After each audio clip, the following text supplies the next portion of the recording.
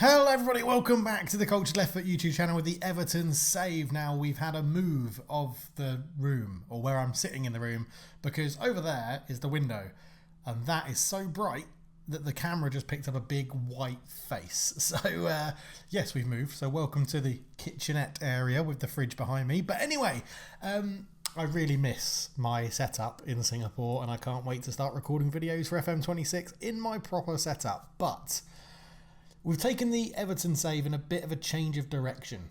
We've got through the rest of the season and we're going to see if we can Moneyball in FM26. So, without further ado, let's go in at January and see what we've done. Heading into January, and the board gave us an extra transfer kitty, which was great. They remortgaged some of the stadium value to generate those extra funds, but that doesn't bother us. We're not going to be here for the long term. We knew that we were going to prioritise a centre-back to play alongside Tarkowski, O'Brien and Branthwaite at the back, and we were also looking for a left winger or striker or someone that could rotate between the two to give Jack Grealish a little bit of competition in that position. And especially if we decide not to make Jack Grealish's move permanent, then we'll be looking for someone that we can integrate from January onwards to potentially be a starter next year. But priority was a centre-back, and the hunt led us to Victor Christiansen from Leicester City, who looks pretty decent and he's got the stats to back it up as well. We were primarily looking for a centre-back that could win headers, progress his passes and win his tackles, and Victor Christiansen was doing that in bucket loads in the Championship. Yes, it's a standard below the Premier League, but I think he could step up and do this for us at Everton. His passes completed were 92%, which is absolutely ridiculous, having 27 key passes in 19 Sky Bet Championship games this season.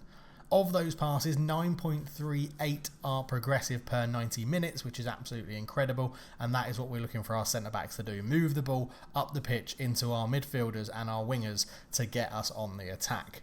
In terms of headers, he is winning 73% of his headers in the Sky Bet Championship, which is incredible, and 0.43 of those are key headers per 90 minutes, which is really, really good. And then tackles, he is winning 83% of his tackles, which is 2.83 tackles per game. He was far and away one of the best players in terms of statistical metrics that could fit into our Everton team. He was up there alongside Jared Branthwaite in terms of the stats that we were looking for. So we went and made that a permanent deal for £35 million. And it turned out to be very good timing as well, because Michael Keane, who's not really featured for us, decided he wants to go on the transfer list to try and get a move. Now, I'm open to selling him, but I'm pretty sure nobody's going to make an offer and we're just going to let his contract dwindle down. Our hunt for the next player on the left-hand side led us to Adrian Benedzatsky from Parma. I've butchered that, we'll call him Adrian. Pretty average when you look at his actual stats on his profile and his attributes and going through that. But when we dive into his stats, he was an absolutely wonderful footballer, outperforming his ability no end. In this instance, to replace Jack Grealish, we're actually looking for something a little bit different. It was more of an output winger, someone that can score goals and go in up front if we need them to at the time. And you can see from Adrian's stats that that is what he brings. 16 starts and 3 sub-appearances in Serie A had led to 4 goals from an expected goals of 2.4. He was getting over a shot on target per 90 minutes and 71% of his shots were actually hitting the target, which is really, really good. Of key passes, he had 16 in 16 appearances, not too bad, but 93% of his passes were being completed, which is something I was very keen to keep an eye on.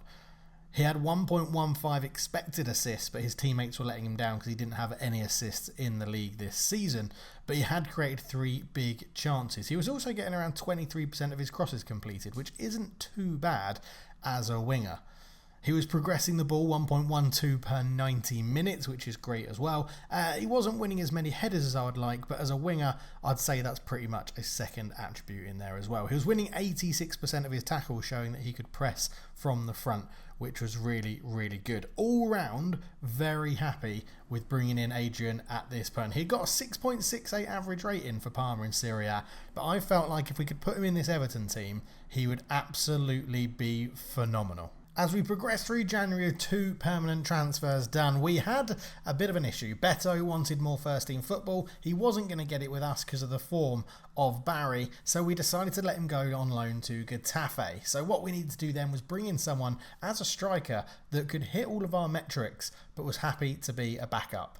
And that led us to Charlton's Kelman, the USA non-international, he hasn't had any caps, was available for £2 million as a transfer listed player. We eventually got him for 1.5 million, but diving into his stats, it looks like it could be a bargain. Immediately off the bat, you can see why Kelman interested me. 9 goals scored from an expected goals of 2.84. That is absolutely ridiculous no matter what league you are in. He had played 23 games as a starting player and 2 as a substitute for Charlton in the season, with 9 goals, 3 assists and an average rating of 6.81, which wasn't dreadful. But 9 goals from 2.8 XG is absolutely clinical. He is a finisher of the highest quality. 57% of his shots are hitting the target, which isn't great, but also isn't too bad.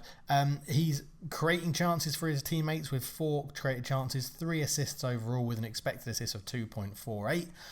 He's winning his headers very badly at 25%, so we're not going to be using him as a target forward, but he is up there making 87% of his passes completed. He is creating interceptions, he's creating key passes, and he is winning his tackles as well. So there is a lot to like about Charlie Kelman. He's not going to be a first choice player. He was happy to be an emergency backup. I think for £1.5 million, he could be a steal. And that took us to the end of January with our business done and all wrapped up. Christiansen, Bender-Zajcek and Kelman all signed for a combined £33 million, which I don't think is too bad. Out though, we did see Idrissa Gueye leave to Saudi Arabia for 600k, and then some youngsters. Tom King, the goalkeeper, went on loan to York, Jacob Beaumont-Clark went to Bristol Rovers, and Beto, of course, went on loan to Getafe, who did have an option to sign him permanently for around about £28 million.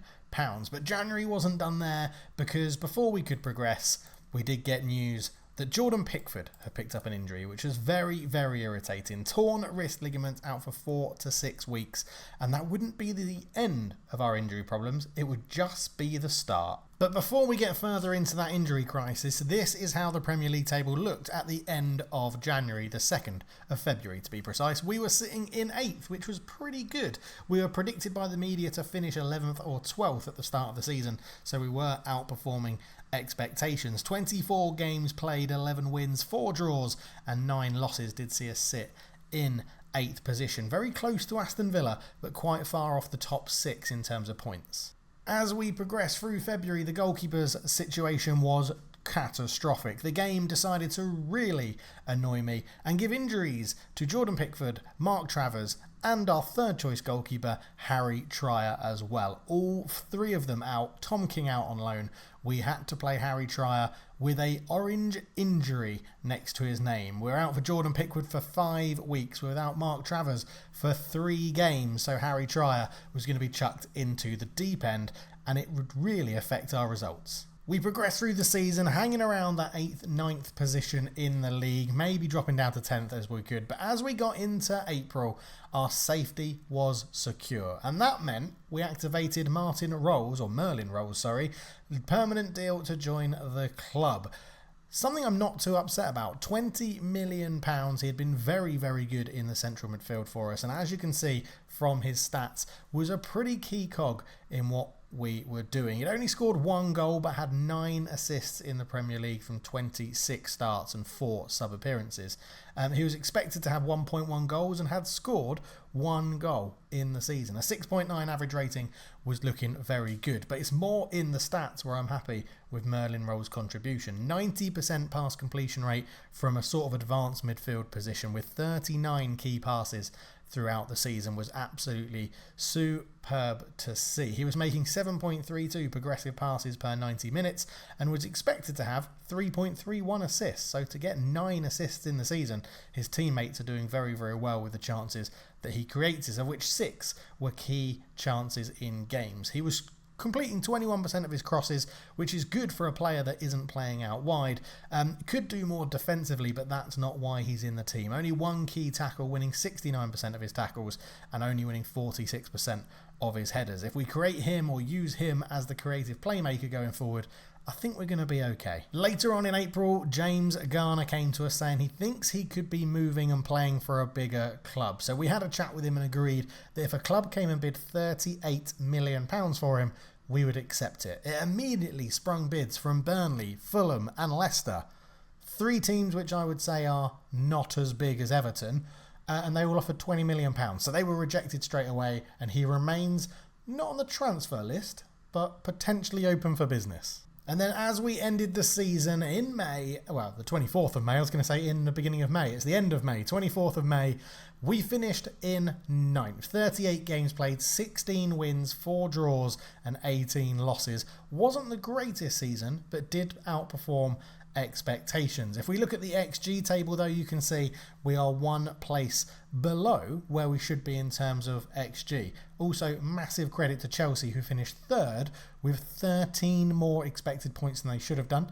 Newcastle finished 2nd with 18 more points than they probably should have done. So lots of people outperforming their XG this season. Hopefully that can just recater a little bit or recalibrate a little bit heading into next season, and we can try and figure out what we want to do. Not too bad in terms of the season. We'll dive a little bit more into the player stats, but first off, contracts. We have 4 contracts expiring at the end of this season. Seamus Coleman, Michael Keane, Mykolenko and Harry Tyra. Now, I'm not fussed about Seamus Coleman, Michael Keane or Harry Tyra. They can all go. They can be released on a free. That's not a problem. Vitaly Mykolenko is the one that we need to discuss. At the moment, not getting too much first team football because we're not playing with fullbacks. We've gone to a 3-1-4-2 system, and it seems to be working in an attacking sense, but not so great in a defensive sense. Next season, I might go back to playing with wing-backs, get Nathan Patterson to be the player that we think he can be on that right-hand side, and that means, do we play Mykolenko? A very good profile in terms of attributes and what he can bring to the club. His contract is expiring. He's on £75,000 a week. Now, we have bought in Victor Christensen, who can play at the left back position, is on a cheaper wage, and we've already outlaid that money for him, so that's not going to be a problem. Mykolenko does bring with him some good attributes. 17 appearances from starting, 1 goal, 2 assists, and an XG of 0.4, a 6.94 average rating. Not too bad at all. But when you compare his stats that he's put up in the game compared to those that we've looked at before, 18% crosses completion isn't great. We are asking him to cross quite a lot. He's hit 88% of his passes completed, which is below the 90% we've seen for other players that are playing in a more similar position in terms of wing or centre-back. And he's winning a good number of his headers as a fullback. 73% is quite good. Now, he's not put any key tackles in a game, but has won 2.4 tackles per game. So he's not doing too bad there. But only 66% of his tackles.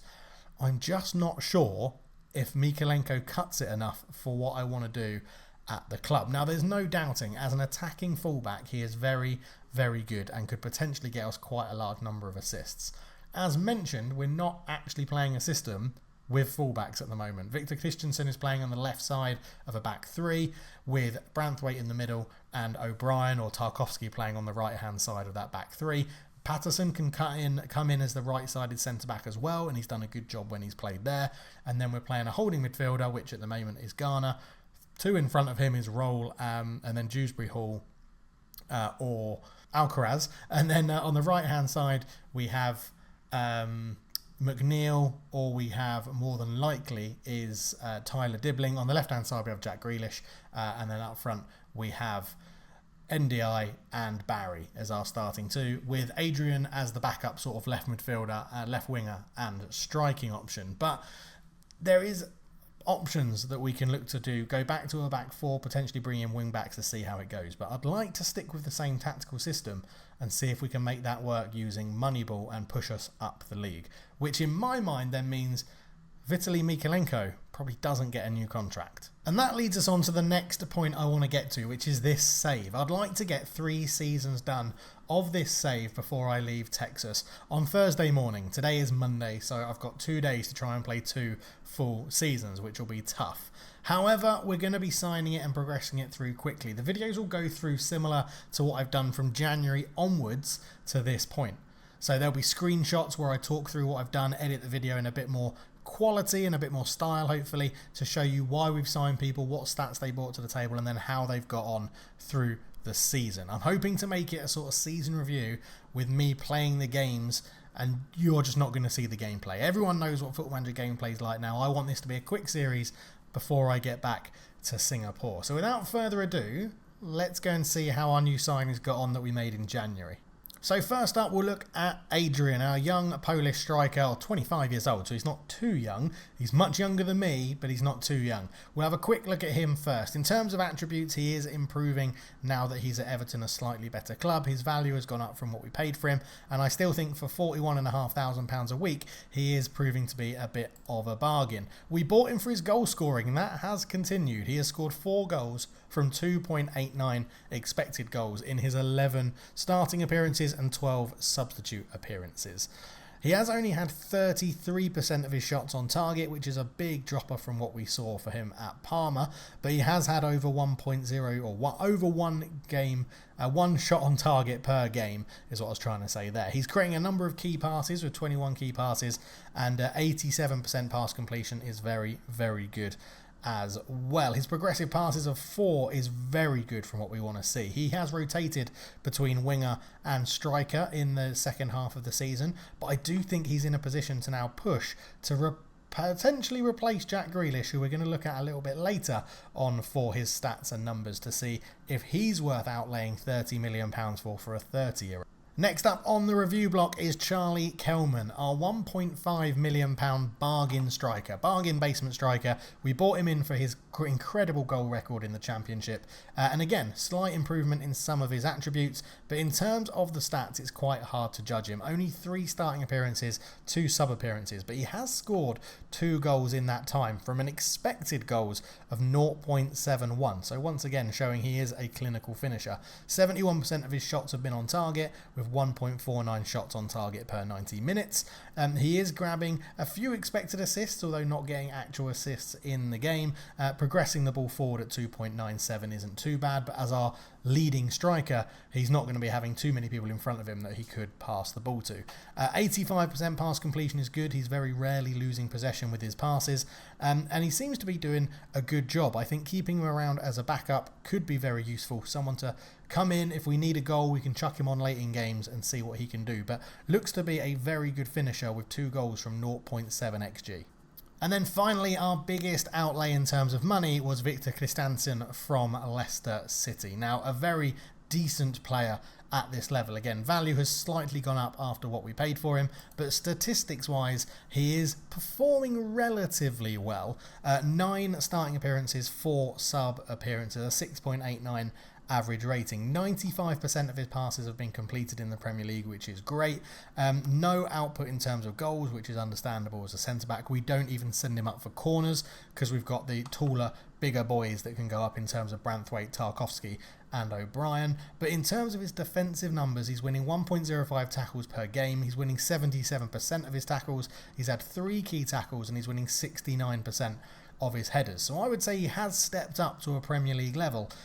He's dropped off a little bit. He's still not comparing with Jared Branthwaite as we would have wanted, but I think that step up from Championship to Premier League is what's showing a bit of a difference, but definitely a good signing and has done well for us at Everton. So the next question is Jack Grealish, 30 years old now, slightly on the decline, as you can tell, has had a fair number of injuries this season for us as well. If we dive into his stats though, his average rating of 7.07 suggests he should get a permanent deal. But let's dive deeper into the numbers. 21 starting appearances, 3 as a sub, 4 goals, 10 assists and an XG of 4.1. So slightly underperforming his XG, but you'd normally say he's probably hitting that. His shooting is woeful. 36% of his shots hit the target, no more, no less, and he gets 1 shot on target per 90 minutes, which isn't bad. He's just being quite wasteful in positions where he is.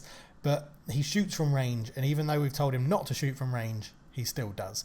89% pass completion with 57 key passes shows that he is a creative force on that left-hand side. He's created 13 chances for his teammates with 4.84 expected assists, but yet has 10 assists. So his teammates are creating or scoring more of the chances that he's creating at low XA chance percentage. 29% cross completion is pretty damn good as well, and he's progressing the pass 4.91 per time per 90. Defensively, not doing much. He doesn't really head the ball at 24%. Head it was a 1. 3 key tackles, 82% of his tackles won as well. 2.4 tackles per game is decent for a left winger, that we know is not about bravery, is he, Jack Grealish? But he's doing a good job where we expect him to. He doesn't really lose the ball, which is great for someone that dribbles so much. 9.67 possession loss per 90, 8.57 possessions won per 90. That's really good. He's dribbling over 2.5 times a game, and he is performing very, very well. But the question is, what do we do? And I didn't mean to click on that, but what do we do in terms of 30-year-old Jack Grealish, who is on the decline, but is performing relatively well? If we look at his contract, and we look at the loan club, it is a 30 million optional future fee, which is a lot of money for us at Everton. If we go and have a look at our transfer activity, I can't remember how you now look at this is going to be embarrassing because I now don't know how to look at my budget. It's got to be in club, hasn't it? Finances, that's what I was looking for. If we look in our finances, you can see here in summary, we have 15 million available in our transfer budget. So at the moment, we can't actually afford Jack Grealish. Now, we're going to get a payout from the Premier League. We're going to get our TV money come in and things like that. But we'll have to wait and see to see if that is worth it. He's got a year left on his contract at Man City. I think we might be able to get him cheaper if we don't sign him on the optional deal, wait until he's on the transfer list and then potentially bring him in. But very interested to know your thoughts on Jack Grealish down below. Now, in terms of the league season, it's been a good season for us, but possession-wise, we're down in 12th, 49% average possession. I think is an attribute or possession stat that I'd like to improve. 90% pass completion throughout the team is good, but when we compare it to the rest of the Premier League, it's actually, again, lower half of what everybody's doing, so we could be better at that. There is a link between league position and pass completion.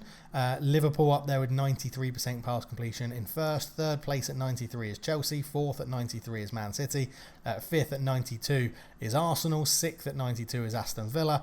And seventh at Spurs is 92 as well. Nottingham Forest are the only team that are sort of going against the grain in what we're doing there. They finished eighth. They finished eighth in the league, but they were bottom in terms of possession. Headers won.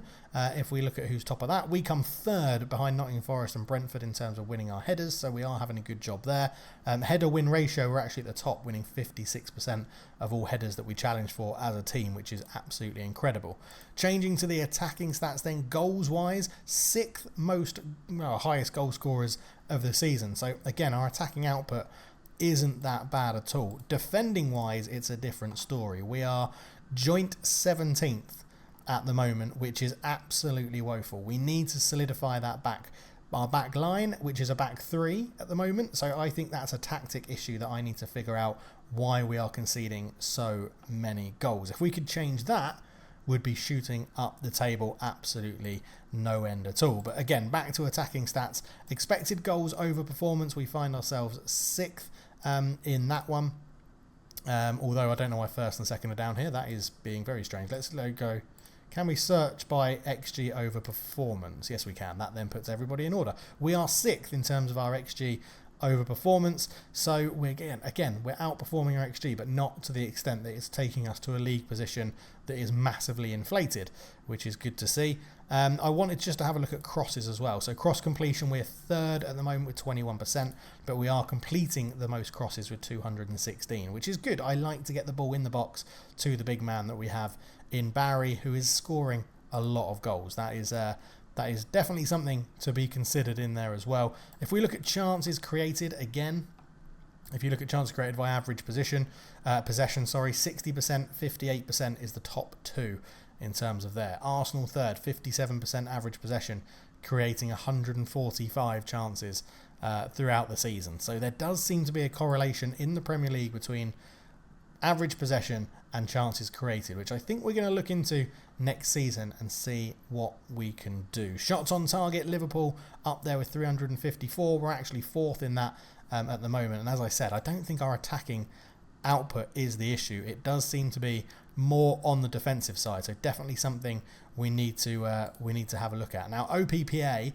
is definitely bugged in the game at the moment, because everybody shouldn't be having like numbers that are up in the 20s basically. I don't know if it's bugged or it's just the match engines in misinterpreting it, but we're down here in 13th, so definitely something that we can improve on in terms of more pressing passing per defensive action, and trying to stop them from doing so many passes in their defensive action. So that was a quick look into the stats of the team.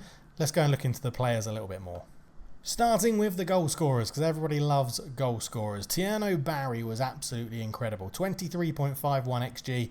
He actually scored 28 goals with an XG over performance of 4.49. 51% of his shots hit the target. He was just absolutely phenomenal. Once he got used to the system, we found him a lot with through balls. We found him in the air for headers. He was scoring all sorts of goals. 28 in a season is very, very good. Backing him up then was Tyler Dibbling and Iliman NDI with 8 apiece.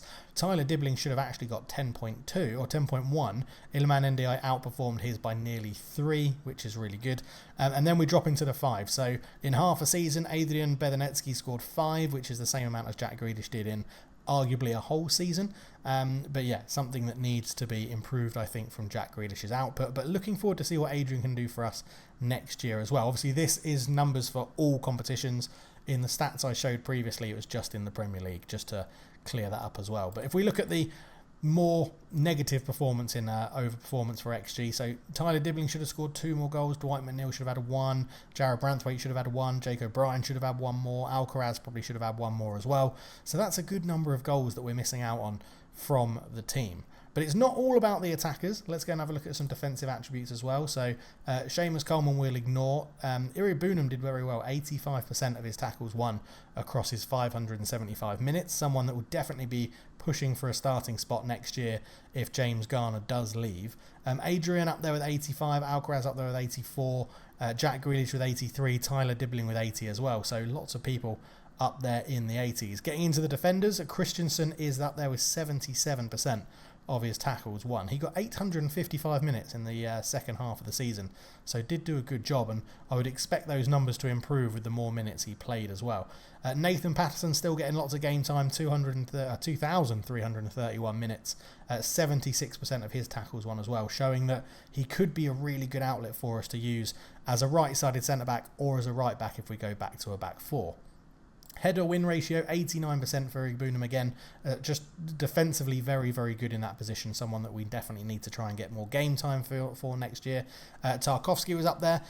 Really good from Tarkowski. I was expecting him to be pretty rubbish, but he actually played pretty well throughout the season. Mikalenko up there with 71, 69 for Christensen, Jarrad Branthwaite for 67, and Jake O'Brien for 66 as well. Nathan Patterson just edging out the 65, which is good to see as well. Pass completion ratios, as I said, we had some good numbers up here. Christensen, Tarkowski and Branthwaite all hitting 95%, which is really good for the centre-backs, not losing the ball and doing stupid passes with it. The central midfielders look good as well, with Roel, Garner all hitting 91% of their passes, which is awesome. Clear-cut chances created all went to Jack Grealish, 15 in all competitions. Carlos Alcaraz 14, Tyler Dibbling 14, Nathan Patterson 14, Barry with 13, and Iliman Ndiaye with 11. So I feel like our attacking output is really good. We just need to tighten up that defence, and that's what I think we need to touch on next. So if we go and have a look at our tactics, this is what we're rocking. I've touched on it in the video before, 3-1-4-2. In possession, it's a 3-1-4-2 as it currently stands. Out of possession, it's a 3-1-4-2 flat. Now, we can't drop these all the way back to wing backs because it then defies us having the out balls on the wing, which is really, really crucial. Now, we could change it to a 4-3-3 basically and drop one of the strikers, but I feel like the 2 strikers link up really well and give us options, and I don't really want to do that. So I'm trying to find a way that we can do this without nullifying our attacking threat, and I'm wondering if that is to maybe, we're using a Gay compressing style here. I used that for the last few matches just to see what it did, but maybe a tiki-taka approach to try and move the ball and have a little bit more possession, allowing us to maybe keep the ball at the back a little bit better. I have told Grealish and Dibbling previously to press less often so that they don't get pulled out of position from a defensive point of view when we're in our defensive shape, but Yeah, I'm not too sure. I'm open to ideas down below. Please do let me know what you think about the tactics and the shape. It is very attacking. I do know that. And we are probably quite susceptible down the wings. Now, I can't see where we're susceptible because the data hub is absolutely useless. If we go team analytics, defensive efficiency, it says we're over here. So we have quiet defense and a leaky defense and a quiet defense. We're basically bang in the middle, which is fine, I guess, but you sort of want to be here. I mean, what does it mean when you're... What does it mean? Shots faced per game. There isn't a number, so that doesn't help. Opposition conversion rate doesn't help. I think we're giving up a lot of chances and they're scoring them, is what I would mean by that. But yeah, the data hub this year is absolutely useless, and now I can't remember how I get there. Is it squad? No. What was it in? Match day? Data hub. So the UI, I don't mind the UI. It's the UX.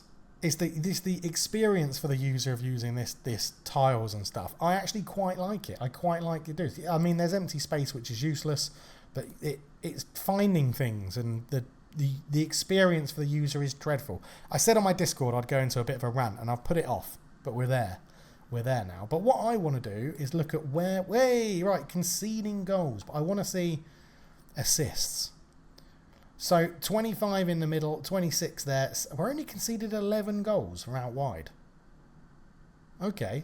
16 crosses, 29 through balls.